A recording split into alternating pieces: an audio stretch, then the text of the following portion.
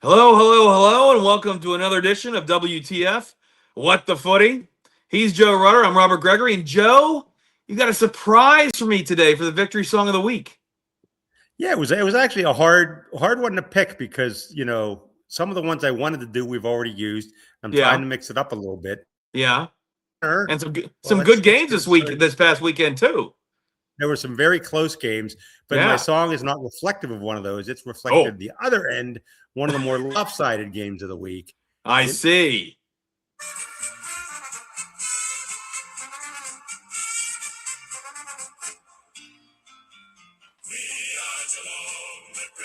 Oh,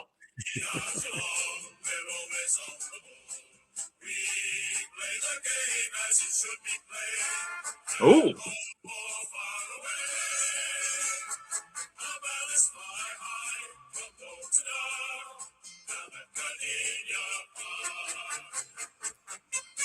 another familiar tune. yes, I believe. As I turn it off here, I believe that is to the. I know it is the Bad News Bears theme. I thought it was a Beethoven, but it is actually. It's from Is it? Carmen. I know that. I don't know the official name, but it is definitely a. Dun dun dun dun dun dun dun dun dun. Dun, Right, you will know that one. right. So The Chico's Bail Bonds yes. Sonata. So that is the song of the week, and I actually have Oh, one. I have an extra here. Hold on, let me. If you want to keep going here, an I extra. have one more Wait, one for more what? you. Honor of your big game this week. Not familiar, not a Ah, tradition. Three short videos I'm going to do where I'll stick a There comment we in the go. comments section.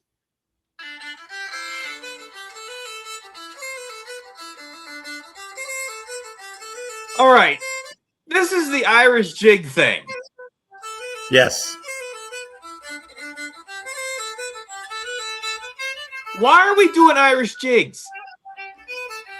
it had to do with had to do something with Jim's game. I guess it's an Irish named after a Melbourne player. I guess it's some kind of Irish tradition they do. I don't know the meaning all behind it, but it's called Jim. It's the Jim's jig game, and I guess after the goals they started playing that, and they had the Celtic dancers and everything, and seemed to be pretty catchy on the I was highlights that I totally saw. lost on this. I'm like, you're talking about these jigs, and I'm like, what are you talking about? I was lucky that I even got the final score. Yeah, they did it after each goal, and they had the Celtic dancers there. So and they showed them after the goals doing the dance, and one of them had the violin and was playing it. It would have been pretty neat to see in person, but had to settle for I silence. have no excuse for my lack of understanding on this. That's for sure. I thought you would have But known this because I guess this is an Joe, annual thing for Melbourne. I'm lucky they showed up. Okay, I feel good about that. I feel good that they showed up against a decent side. Yes, and they not only showed up, they That's what beat I them. cared about. Yeah, Yeah, you could yeah. be this group right here, which Oh hasn't my shown doesn't God. show up in the second half at all. So at least you got a Oh win my. behind your belt, and you're in the top. You're in fighting contention there in the ladder. All right. To recap, you played Geelong's victory song. They Yes. destroyed Western, who lost another key player, and all of a sudden, Western. We were talking about Western a couple weeks ago. Like, hey, why is nobody talking about them? Well, a lot of people are talking about them now, but for the completely wrong reasons. They get beat 131-56. Melbourne, big win against Brisbane, 104-102. Hey, good job, D's. Thanks for Exactly. showing up. That's great. And then your boys, I mean, there is just so much going on right now with Carlton. I hate to start with the Elijah Holland story, but I almost feel like this is almost indicative of what's going on overall with that club as a whole. No, I did lose you for a second there. So Oh, finish your that's thought. such a decent intro, too. Elijah Hollins, to me, is indicative of what's going on at Carlton as a whole. Yeah, it is. It's just they're in I mean, disarray. am I They're off competing base on that? Am I speaking way too much about this? Because I just feel like the way Elijah Hollins was handled during that game is very symptomatic of a laissez-faire attitude with that whole ball club. It's mystifying, and I'm not sure that there's got to be more to this, and I'm sure the journalists over there are uncovering this. You know, the guy either was having a mental health episode or was impaired of some sort. He's in the hospital now, from what I understand. They're Yeah. not saying for what. It could be a combination of both. Could be either one. Either way, the guy should not have. Elijah Holland should not have been on the field to play this game. Why he wasn't pulled sooner? I guess they made a decision sometime in the fourth quarter. But That's for the 3+ biggest quarters, question. he was, and they didn't I mean, get anything from him. yeah, I mean, that's the biggest question, right? I mean, anybody Yeah. that was, I mean, there's now plenty of ISO footage on the socials of his demeanor and his behavior and his play on the pitch. None of it is good. And I don't know that you can ever have a good answer for why he was left on the field for the better part of 3 quarters. Yeah, and somebody had to have known. He has a brother on the team. I'm sure the brother would have known something was off. His teammates would have known something was off. His coach didn't.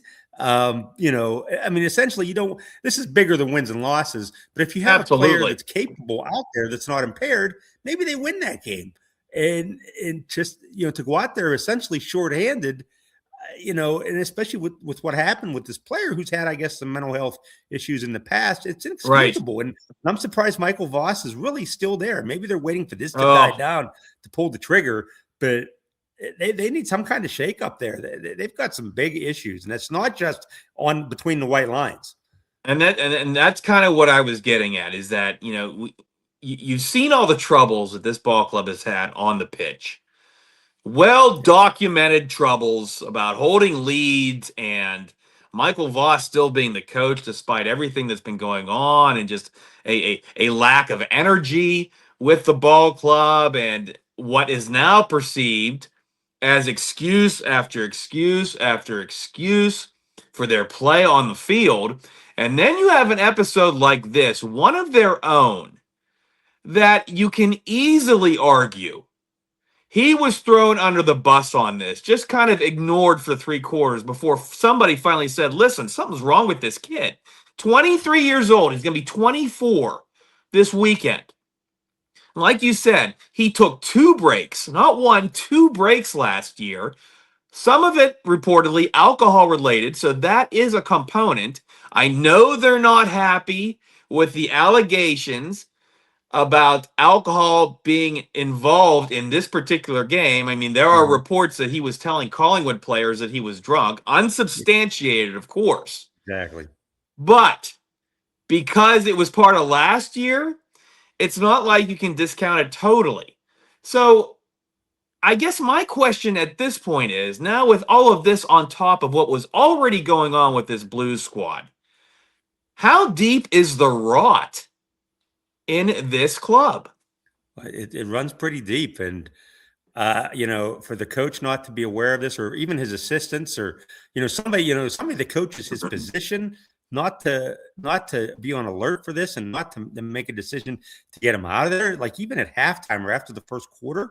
Send him back out for the second half. I just don't understand it. As the game was going on, I wasn't aware of anything, and I don't remember seeing too much on the social media, as I was trying to follow along and basically try to struggle to stay awake because it was so early in the morning over here. It's it wasn't until afterward when you found this out, and it's like, wow, okay, why was this guy allowed to be out on the field for so long, and why didn't they replace him earlier, especially in a game that was close and that important for you guys to win?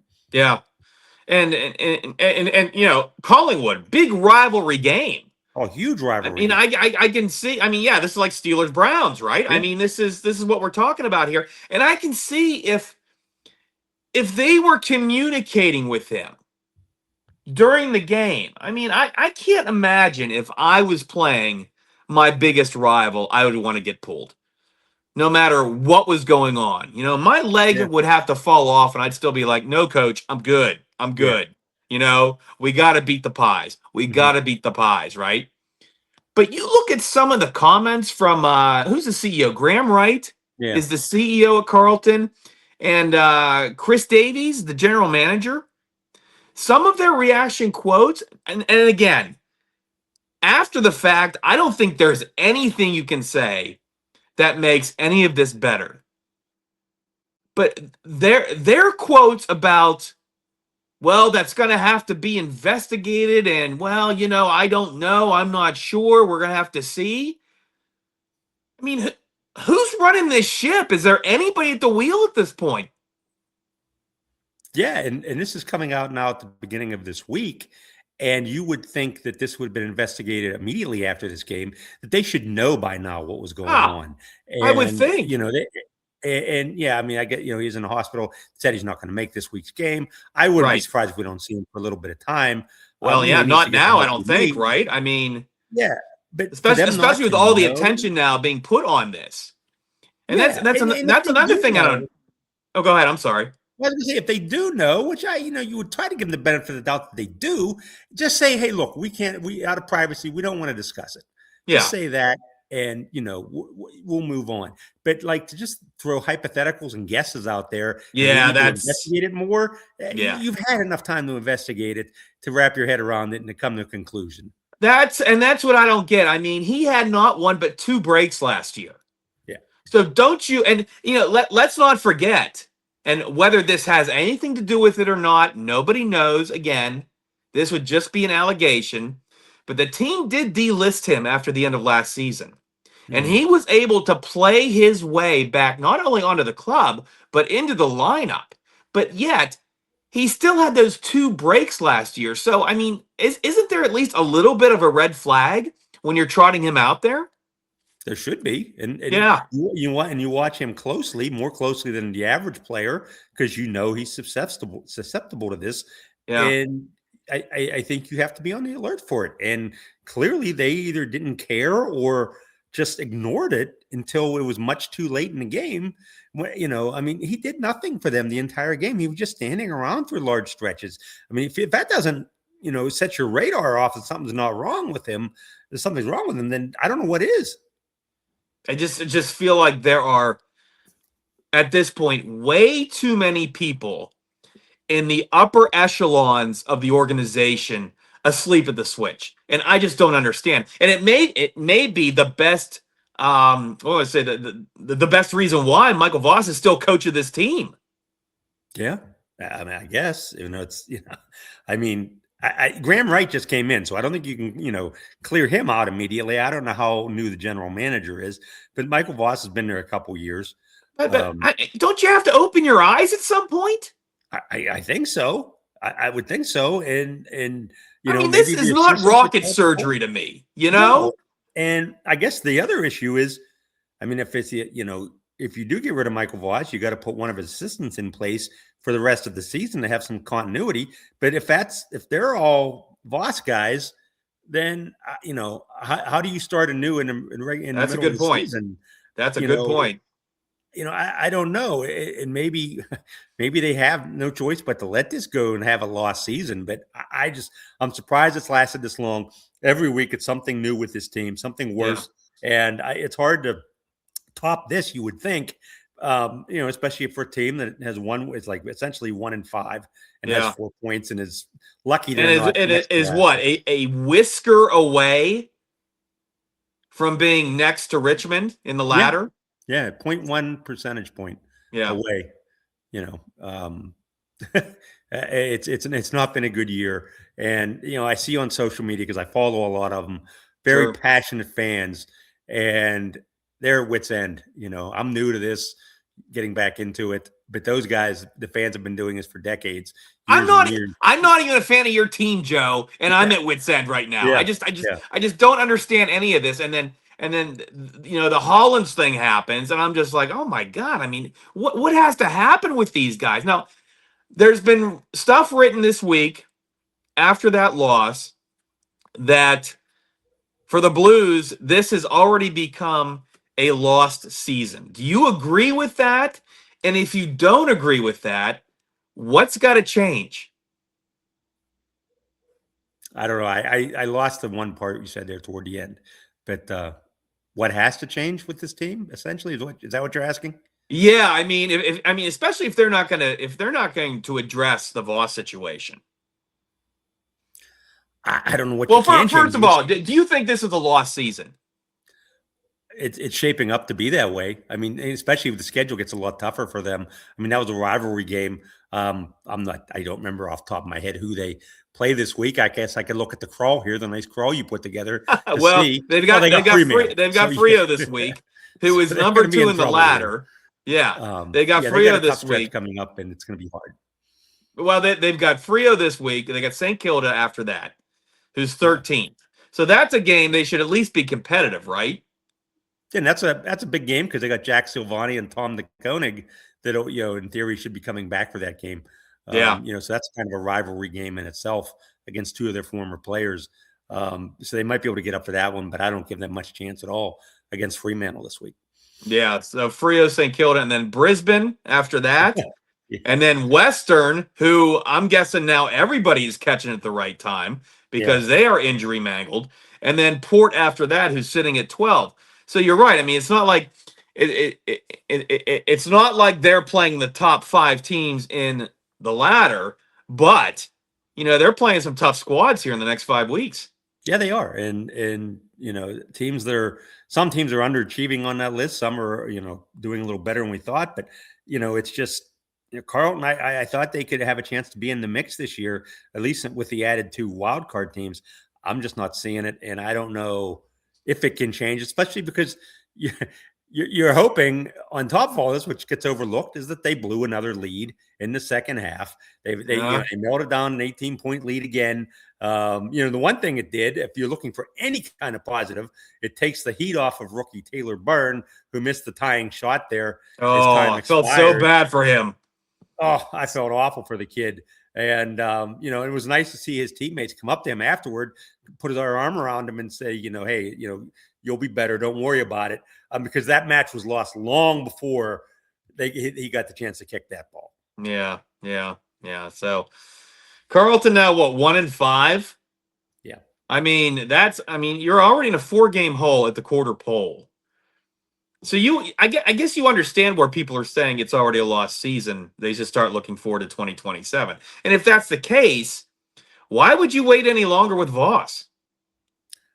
Yeah, I agree. I'm not sure what is taking so long. Maybe they, in the midst of this, they don't feel it's a good time to pull the plug on them. Maybe they want to wait for that to die down. But there are some issues there, and they're going to need to get to the bottom of this. And I mean, they're talking about getting rid of players too. And, at this time of the year, I don't think that's going to help anybody. You're talking about some veteran players that have been there a while that are highly regarded. I think you just kind of got to ride it out with what you have and hope maybe some of these younger guys start playing better. Does that include the coach? Riding him out too? No, I don't think it does include the coach. I mean, I was a huge supporter of his early in the season. But you were. What'd you say? Ride or die is what you said. You said you were ready to go with him. I can't back him anymore. It's especially with this. Now, again, we don't know everything. We don't know what Voss knows. I guess he'll have his press conference here later in the week. We'll find out maybe a little more. Maybe he'll be more expansive on this. Maybe he can't for privacy reasons. But the heat has been turned up big time on him, as it should be. And, with each passing week, it's not getting any better. Well, we wish the best for Elijah Hollins and his family. Yes. What I was impressed with in reading these stories on afl.com.au were the number of outlets that Australians can go to if they are having mental health issues. I think there were 6 or 7 different outlets that you could go to if you felt that you were having problems. Of course, in this country, it's been simplified. 988. You can call 988 and you can text 988. And, I know you and I both know people that at times struggle with their mental health. So, I mean, this is not a woke subject. This is not something to joke about. I mean, this is serious stuff. Especially when you end up being hospitalized 4 days after the game. So, like I said, we wish Hollins the best. And the number here in the States is 988 if you feel like you're having some problems. Exactly. Yeah, definitely don't wait around. and get that thing taken care of. Mental health's nothing to play with. So, if anybody out there seeing this feels that way, get the help you need. Yeah, 988. That's all you got to do. And someone will talk to you. Let's move on to something a little lighter. We're now going to talk about real life and how it interferes with apparently almost everything, including every tribunal that Zak Butters wants to have. Well, if we're going to talk about this, can I go and get in my car right now and finish our thoughts on this? Why not? Why not? Because if you're Jason Johnson, if you're a realtor named Jason Johnson, who's got to get to a house because there's an inspection going on, despite the fact that you're trying to figure out if Zak Butters, is a bastard or not to Nick Foot, the umpire. Apparently, you can do that.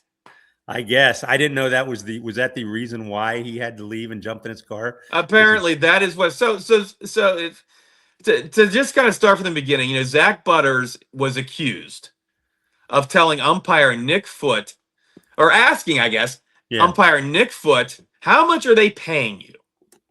And of course, Mr. Foot immediately was chagrined by what he thought he heard, would not talk to Mr. Butters after the game about it. Mm-hmm.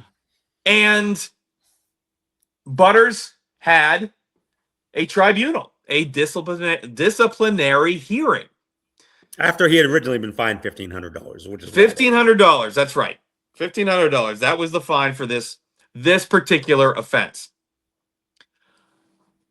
During the tribunal, one of the quote-unquote judges, this Jason Johnson guy, got off the Zoom, and the next thing you know, he's back on the Zoom in his car. And of course, the Port Adelaide people are just up in arms. They're like, what? Is this how it works? Yeah. This is a serious thing what you're accusing our player of. Now, to be fair, this was Butters' 22nd infraction since he joined the league. Yeah. He's been fined, upwards of $53,000? And point of order, while all this was going on, he got tagged again this past weekend, his 23rd infraction for striking. Okay? So he's now in the hole another $1,500 unless he cops up to it, and they reduce it to $1,000. Yeah. But this whole thing about how the AFL deals with this discipline, I mean, how can you not describe this as anything else but laughable? Oh, it's funny, and it's a reason I love this. I mean, I love this sport because it's just so nuanced, and they do things so differently than they do over here. Yeah. And I mean, what was it? Mario Lemieux called the NHL a garage league about 35 years ago. Yeah. It seems like in a lot of ways, the AFL is that and is trying to overcome that image. But then the other shoe to drop came today when they had a hearing and they threw it out. And this was the appeal, right? Yeah, the appeal for this was heard today. And the Port Adelaide counsel, who was trying to make his appeal, kept getting interrupted on his Zoom because his dog was barking. Paul Ehrlich was the legal counsel representing the power. Yeah. And first of all, his dog was barking outside, which was interrupting this proceeding, which apparently was twice as long as the deliberations. The AFL deliberated for exactly 14 minutes and said, you know what? This is idiocy. We're throwing it out. But not only was Mr. Ehrlich's dog barking outside, I guess the dog got into the room that he was streaming from, and he had to deal with that all during this appeal, which honestly, if that would have happened to the Port Adelaide person, if you're one of the AFL judges, aren't you saying to yourself, well, see, happens to you too. Happens to you too. Zak Butters, guilty. He said it. God. And then can we talk about Nick Foot for a second? The referee, the umpire. and his other job he has. Yeah, I don't know. Is this his side gig? Is this where he picks up extra cash? He works for a betting company. Yeah, for He's what? For he talks pari-mutuels, I he think. talks horses, right? I Yeah. mean, So he and does work for a betting company that is not involved with Australian football, but hey, right, all betting is betting and of some right. form. So yeah, for him to be involved, that'd be like the NFL having one of their officials working for DraftKings, on the side. Um, and I Oh don't know my what those guys goodness. get paid over there, but it's just another layer to this that just, Well, the and correct. the Port Adelaide fandom, they were trying their damnedest to make this a bullet point. Yeah. Okay. That, this guy, oh, he works for a betting company. He's dirty. Yeah. He can't be trusted. He didn't hear anything about what Zak Butters said. Because remember, I shouldn't say remember. We should point out that in the original ruling against Butters, the AFL took Foot's side 1,000%, right? He could not have misheard what Butters said. B, there wasn't any witnesses to what Butters had said, despite Yeah. the fact Port Adelaide brought what, 2 or 3 different examples of that phrase that was Mhm. misinterpreted, along with the fact, and we've talked about this, that there was no on-field recording of the alleged phrase. Yeah, you can And only hear a muffled, and you heard one word that might have sounded like paid. right, You didn't get a whole but sentence like he was accused of saying. you and I both know you only need to watch what, 60, 90 seconds of footy to realize how much is picked up Oh yeah. by the officials' microphones during a Mhm. game. Yeah. Picks up a lot of stuff. I mean, most of it's the official saying play on, but yeah, you can hear But stuff. you can definitely hear all kinds of chatter, especially when they have a throw in. Yeah. You know, you hear all kinds of chatter. You hear all kinds of chatter from both teams. You hear Mhm. chatter from the umpiring crew. You hear chatter everywhere, and it's clear as day. So the fact that there wasn't a recording of some kind, really, I don't know. That just And isn't seems kind somebody of shady. it isn't somebody on the other end in a luxury box listening to everything just to kind of try to decipher what's going on. I mean, if I you're not going to have a recording, at least have another official listening. So if Sure. something like this happens, you're prepared. Well, I mean, there's that point of view which I totally get, but then we have the point of view of how they were scheduled. Apparently, they have to schedule tribunals around everybody else's schedule because I think there was another judge in the original tribunal that had something going on, so that's why they had it at that particular time. Uh-huh. And I guess Mr. Johnson didn't expect it to go that long, so that's why he logged off and then logged back on, and he was in his car on the way to a house for an inspection. I mean, I mean, it's hardly a great look again, for the AFL when they've got to go through all this stuff for, again, a fine that was like only $1,500. Yeah. Which we've laughed about, but compared to those salaries over there, I mean, it's still not a lot, even if you're making $500,000 a year. But it's a principle, I guess. They're arguing the Yeah. principle of it, and they were defending their guy, and they wanted it thrown out, and they got their way, only for him to get hit again. So Butters played last week. He's going to play again this week. Let's see who they got. They got Geelong on Saturday.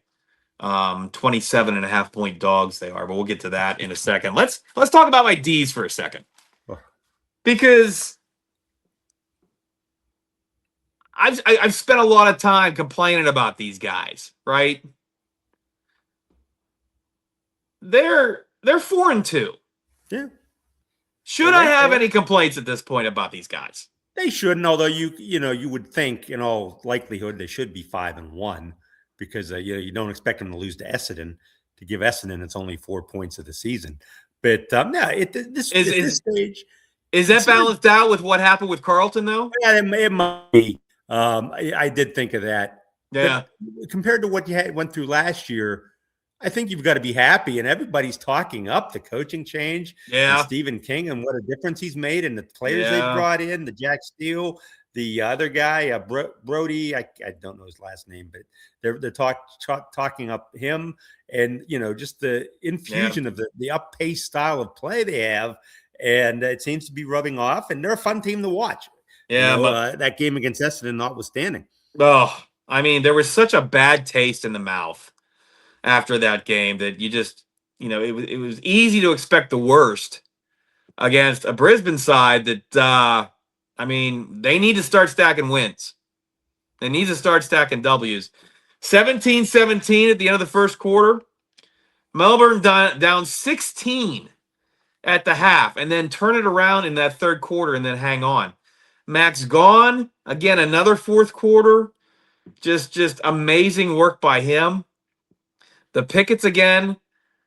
Yeah. Being very productive. Van Rooyen again. I mean, he is just as accurate as anything when he's on. So Melbourne, like I said, and I'm sitting here complaining because they had bad loss to Essendon, and then that weirdo loss to Freo, which more and more doesn't look so bad. Yeah, Freo's a decent team. Yeah, and the explanation I made last week about how you should expect this kind of thing with teams in transition. Highs and lows, right? Yeah, and you've got, comparing your team and my team, your team comes off a bad loss and regroups and beats one of the better teams in the league, the two-time defending champ. My team comes off an ugly loss and they blow another lead. You can just pick the week. That's what happens with them. Yeah. I'd much rather be in your shoes where at least you're getting some highs on that roller coaster of the valleys all the time. Well, so we're talking about peaks and valleys. And we've got a Demons team that beat Gold Coast. Horrible loss to Essendon. Beats Brisbane, the two-time reigning premiers. So guess who's walking into town this week? It's Richmond. I'm trying to watch. What's that? It's Richmond.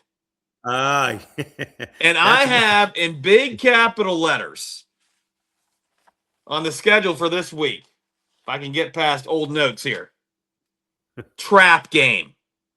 Yep. Who's next? Am I wrong? Am I wrong for that? Am I wrong for even entertaining a thought that this might be a ball game after three quarters? Oh, and as unthinkable as what happened with Essendon, is it out of the realm of possibility that the same thing happens against the very worst team in the league? I don't think it's out of the realm of possibility, especially, everybody thought Essendon was going to be right there, and you saw what Essendon did. Yeah, and now who the Demons have next week? They wouldn't possibly. Did I have the next five for? I don't have the next five for Melbourne. Yeah, Melbourne. Pardon me. Yeah, looking ahead, I don't think they can afford to be that way. And you would think maybe they learned their lesson against Essendon. I would hope so. Yeah, I would hope that's exactly what happened. Yeah, against Essendon. Yeah, so hopefully you take your 4 points. You play a good game, you win comfortably, and you move on to the rest of your schedule. I mean, this is a game you should win, and you should win by a comfortable margin. It should be close. I mean, that's what do you think the line is? What do you think the line is on this game? I would say 35. Is that too high, too low? 38.5. 38.5. Okay. Checking just before the show. 38.5. Yeah, I might be tempted to take the points in that one, just knowing what happened against Essendon, and especially look at how close some of these games were last week, which we haven't even touched on yet. 5 of them within single digits. Really entertaining stuff. And it just shows you sometimes that sometimes there's not as much distance between the haves and have-nots as you'd like to think. Then other times it rears its ugly head. But it was encouraging to see so many close games this week. Let's do the scores real quick and just wrap up round 6. Yeah. So Carlton Collingwood, the rivalry was the first game, 88-83 was a fun on that one. Geelong all over Western because they're just hurt all over the place. 131-56. Yeah. Sydney in the Sydney Derby. with a lot of complaints from the Sydney people wanting to know why their game was overlapping with another one because their derby game is so important. I got to tell you, nobody cares if it's 107-66 beating your rival. I'm sorry. No. It's just not going to happen that way. Essendon, another good showing this week, losing by only 9 to Gold Coast, putting up 110. They lost 119 to 110. Now we're starting to talk about the close games that you were talking about, right? Yep. Hawthorn by 3 over Port Adelaide, 89-86. Adelaide St. Kilda, a 1-point game, 103-102. North Melbourne, which again, dead to me. We're gonna talk about them for a second when we're doing the schedule. They win again, 130-55 over Richmond. The Melbourne win, 104-102 over Brisbane, and then poor West Coast. Yeah, they're back to where people thought they would be. Yeah. Yeah. Now, again, their schedule has been murder, right? Yeah. They lost to Freo. Freo's number 2 in the ladder right now. They lost, 97-41. Their schedule, I mean, they've played what? I think they've played almost everybody in the top 6 at this point. I mean, it's crazy. It's a crazy thing. And now they're just getting hammered. They're getting hammered all over again. Yeah. Yeah. For the Eagles we get a couple wins is encouraging, but yeah, they're back to earth. They're what everybody thought they would be beginning of the season. Young side. They got to measure themselves against more than just Richmond right now. Yeah. I mean, youth on that side, and we talked about this. If they're going to take their lumps, then you know what? Do it. Get ready for 27. Get ready for 28. Be the surprise team of 28, maybe. So anyway, that was round 6. That was the round 6 schedule. Demons. Okay. We're done with that. Anzac round coming up this weekend. That's going to be my final thought, just so you know. But that's basically I do not know much about the Anzac round and why. You know what? I'm going to tell you all about it. I'm going to tell you all about it here in a couple minutes. I'm going to educate everybody on Anzac. Basically, it's their Memorial Day. It's their Memorial Day, and they do a weekend of Anzac games. So here are the games for round 7, or the Anzac Day round. Their Anzac Day, by the way, is April 25th every year. And this year it falls on a Saturday, and there are the bulk of the week's games on Saturday. But first, Thursday, Western against Sydney. And let's see, Western is a 27.5-point underdog. They lose Sam Darcy last week to a torn ACL. Yeah, he's gone for the year. They lost players the week before. Although anybody that says what the shellacking they got from Geelong had anything to do with Darcy's injury just wasn't watching the game, because when he went down, I think it was midway through the second quarter, they were already getting beat by like 40. I mean, they were already in trouble. And like I said at the top of the show, I mean, this is a team that was at the top of the ladder that was looking good. And then all of a sudden, Gather Round happened. They played poorly. They lost a couple guys. And they just haven't recovered. And now they're losing more players. I mean, what do they have to do at this point? I mean, they're still in a playoff spot. They're now down to 7th after the last 2 weeks. But I mean, how many ACLs can you lose and still expect anything from this team? Yeah, and I mean, the other thing which I noted was Geelong really shut down Marcus Bontempelli, their best player, yes, which didn't help that at all. And good point.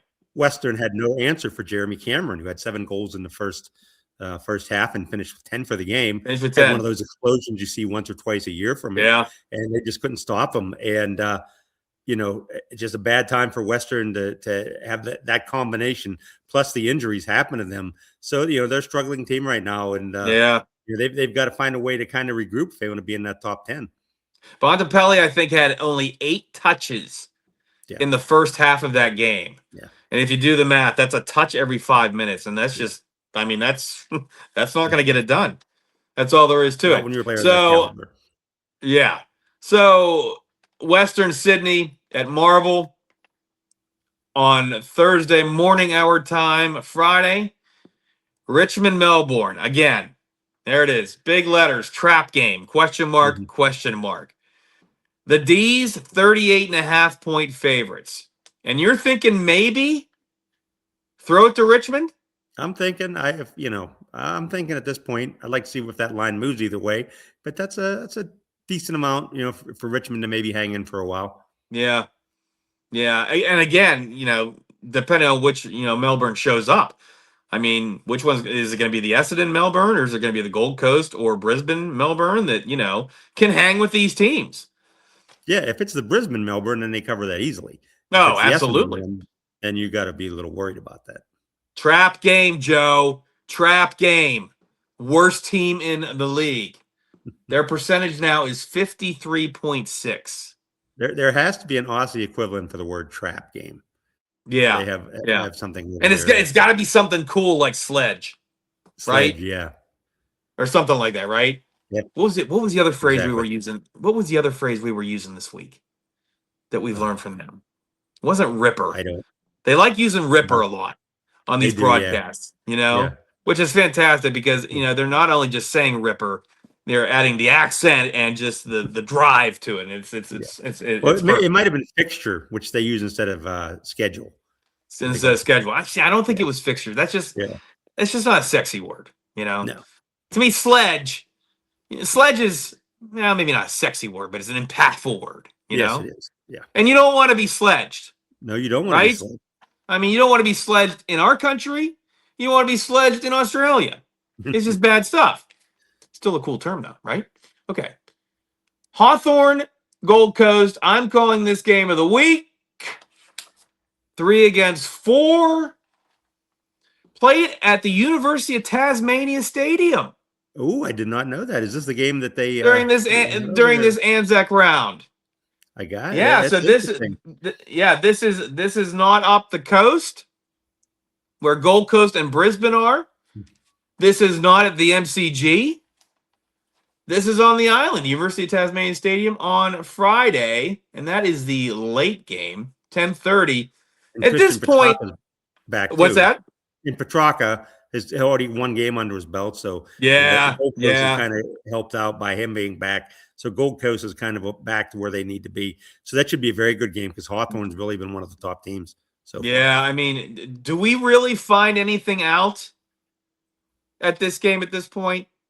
I mean, we both know their quality. We both know this may be a playoff preview this early in the season. I mean, is there really anything to decipher or dig into with these two teams? I wouldn't think so. I mean, both of them want to, get those 4 points to, keep their spots on the ladder and move up. I think Gold Coast probably at this point needs it more than Hawthorn does. But it should. You're right. It should be the week. The Gold Coast is a game behind. Of the 3 20-point teams or 5-win teams in the league, Hawthorn has the worst percentage by far. I mean, it's not even close to what Frio's is and what Sydney's is. So that's what's going there. And the Hawks, 8.5-point favorites in that game at the neutral site. Yeah. Saturday is actually Anzac Day. Essendon and Collingwood, and the Bombers are 17.5-point underdogs. That game's at the MCG at the Adelaide Oval. Port Adelaide and Geelong, and Port is a 27.5-point underdog to Geelong. I might think about I like that Geelong one a little bit. I also like.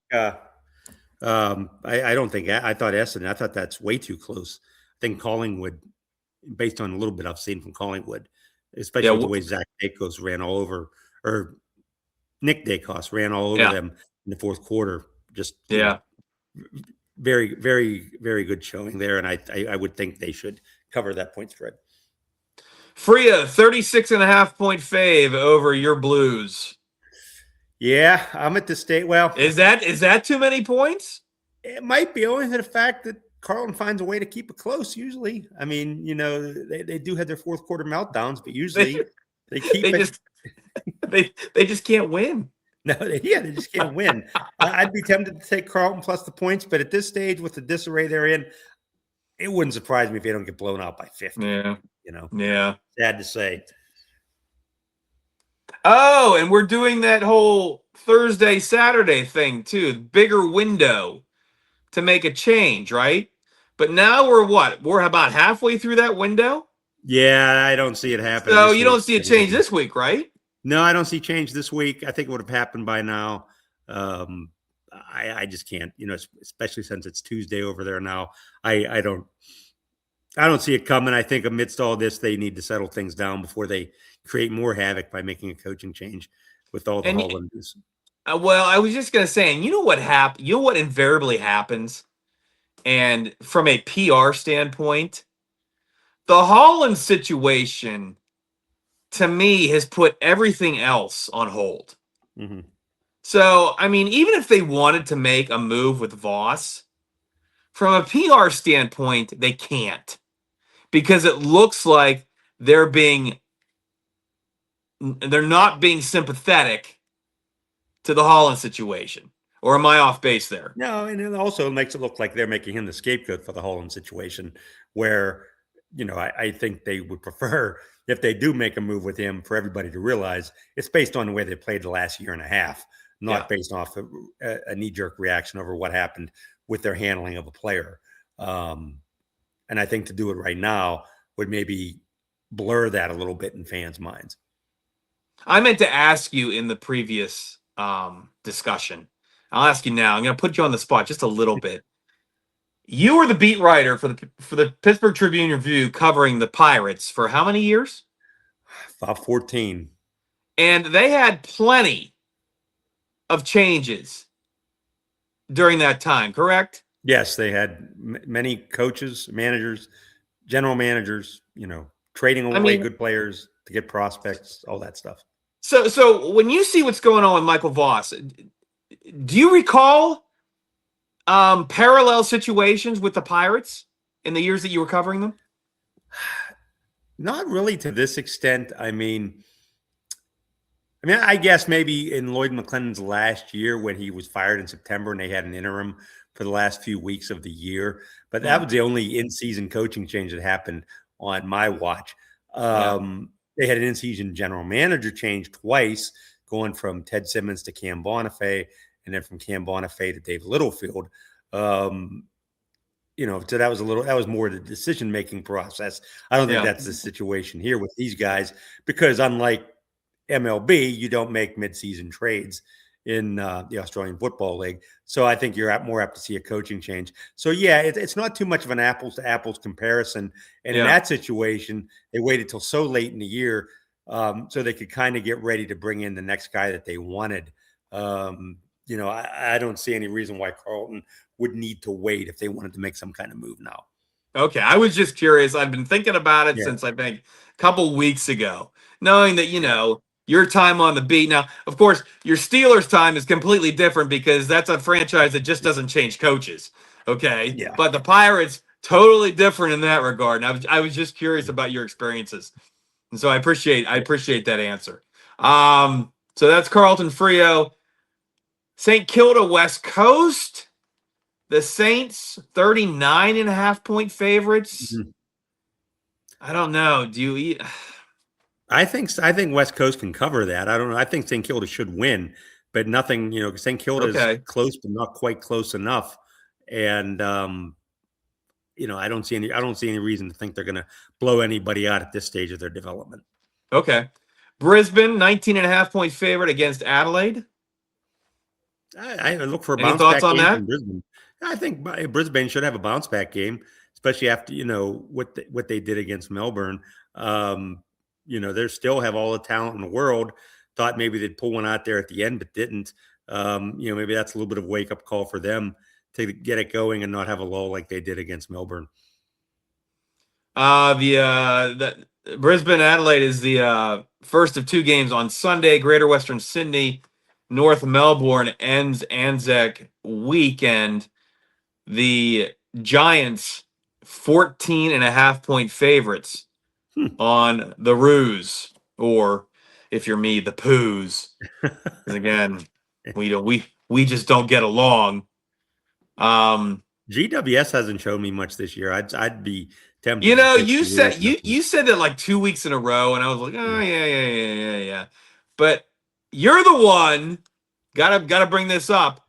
You're the one finishing parlays like a champion, and I am not. I did go 5-0 on my parlays this year. Turned my grand total of $2 into 45. Kicking myself, I didn't bet more. But yeah, I well, you always do, though, don't you? You always kick yourself when you win, right? Yeah.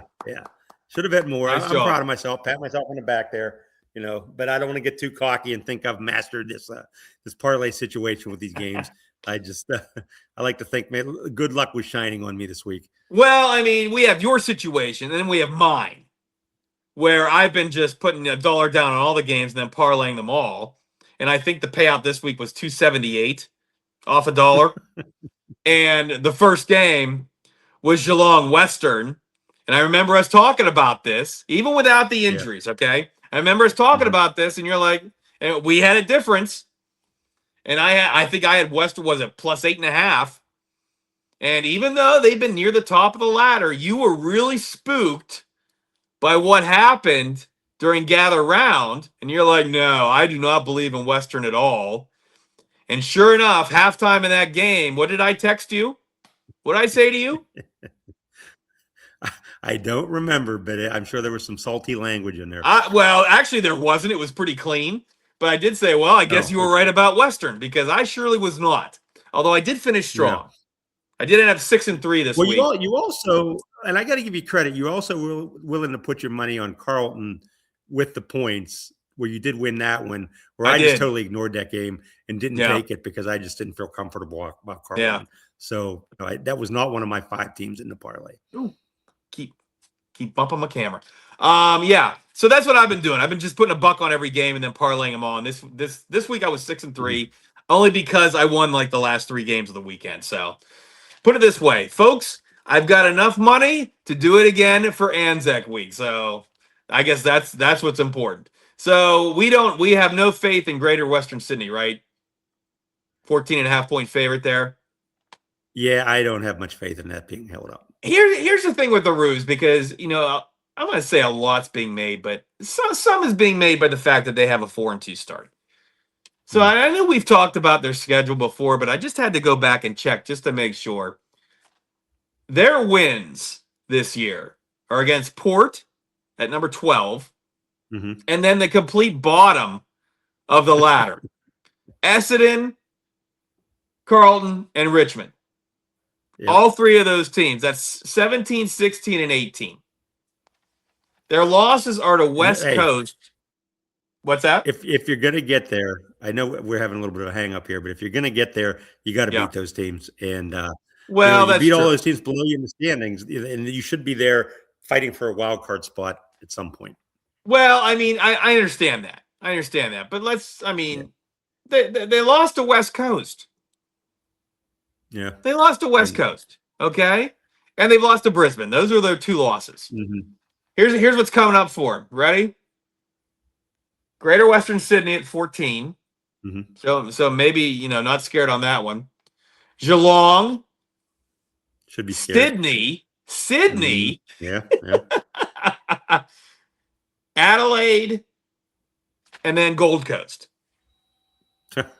So, the salad course is over. They might need to call Clint Eastwood because they're about to hit the gauntlet.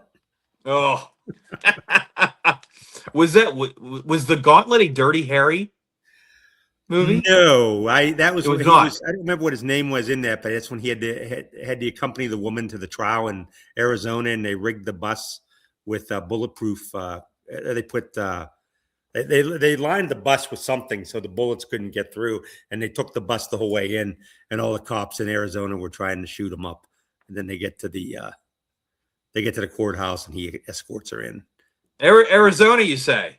Yes. What part of the movie was the scissor lift scene? Did not see any Hawthorne players in the making of that movie. Doesn't seem to matter, though, and that's a good little segue into the ladder. We'll take a look at the ladder real quick. Sydney Friel Hawthorn, all there at 20 points. The mess of 16 includes Gold Coast, North Melbourne, Geelong, Western, and my Demons, who are sitting right now at 8th. Their percentage, though, is still 94.2. So maybe a little bit of work to be done there. Brisbane, Adelaide round out the top 10. Collingwood also has 12 points, but their percentage is below 100, so they're at 11. Then you've got Port, St. Kilda, Greater Western, and West Coast with 2 wins. 1-win teams include Carlton and Essendon, and of course Richmond, and the trap game this week with the Demons. They are at the bottom. Joe Rutter, final thought. Final thought. In Pittsburgh, this is a big week for us. It's the NFL draft. Yeah. Pittsburgh is hosting it. The Steelers. Really, it's more the city hosting it than the actual team because the team stays in their own headquarters, do their own thing. But it's outside. They have a big makeshift arena built. Thousands upon thousands, hundreds of thousands of people supposedly are descending upon our fair city. Should be exciting, which got me to thinking about the AFL. I don't understand its draft. I mean, the one over here is not, based on your record the previous year, and you just go up and you make that pick, and that's where you're picking. The one in they have at the end of the season in the AFL, they got father-son rules, you got academy rules, you got a point system, you've got a bid on things, and they also have a mid-season draft, which comes up here in, I guess, about a month. And I guess that's for the players that didn't get drafted last year and maybe have had a strong start to their seasons this year, wherever they are in these academies or these schools of whatever. And I guess that's a way to maybe help teams out there in the season. I don't really understand that either, but I at least got now some time after the Steelers and the Pittsburgh NFL draft till this midseason draft to learn more. Since there is no AFL trading deadline in the season, that these you can't get traded. I guess this is the next big off the field type of thing we have to look forward to. So the NFL draft is getting me inspired to know more about the AFL draft. And your final thought? Well, I was going to say, it sounds like you're going to have to take a little bit of time to figure out the AFL's rules when it comes to the draft. My final thought has to do with Anzac Day and a little bit of a history lesson, because I know I had to do a little bit of a deep dive to figure out what was going on with Anzac Day. And again, it is their Memorial Day. Anzac stands for Australia and New Zealand Army Corps. Huh. And they have this... They had this day to start to recognize and remember the storming of Gallipoli, Turkey in 1915 in World War I, which was the first time Australia and New Zealand made a concerted effort with their armed forces to make a difference for the Allies. Again, every year, April 25th. And it celebrates the Anzac spirit of courage, mateship, and endurance. In case you were wondering, in World War I, 60,000 Aussies and 18,000 New Zealanders lost their lives. Wow. And so every year, April 25th, their Memorial Day, Anzac Day, and they celebrate an entire weekend of footy. And I'm sure you will agree with me that we always remember and respect the losses around the world in our armed forces, and we remember them not just once a year, but daily. Yeah, we do, and it's nice to see that Australia has their own custom there, and that they have their own version of Memorial Day, and it sounds like a great tradition. I'd be curious. It sounds like Anzac Day falls this year during the footy season, on the weekend. I wonder if it's like a Monday or Tuesday, what they do. I imagine they still have the festivities and everything. Yeah. But I'm wondering if it changes the footy season schedule at all, or whether they stay on track. Well, that's our show for this week. Thank you for joining us here on WTF What the Footy. You can find us on the socials at WTF What the Footy, or maybe watching us on YouTube at WTF What the Footy. And you can also find us on Spotify and on Apple Podcasts. Say goodnight, Joe. Good night and showtime, and let's do this again next week for what week? Episode 8 next week? It'll be episode 8 next week already. How about that? We're rolling along. For Joe Rutter, I'm Robert Gregory. See you next time. Showtime. Showtime. Ooh, just 15 seconds short of an hour. Oh, we almost got there. I thought we were going to struggle. Oh, my goodness. I thought we were going to struggle too, but Yeah. here we Well, are. we always have something to talk about. We always have something to talk about. I've been meaning to ask you about your experiences with coaches, like for like a couple weeks, Yeah. and I even forgot about it again today until we were going through. Thank God we're going through the schedule. Mhm. That I can remember that and ask you about that, because, like I said, I'm just curious. What your thoughts are. You being the beat writer and everything. Yeah, I mean, for whatever reason, and I guess anywhere here, Penguins have done it, but the Yeah. Pirates really haven't made too many in season. They kind of wait till the end of the year, except last year I guess they did with early in the year, which was with It was about this Footy. time, wasn't it? Yeah, Or was it in May?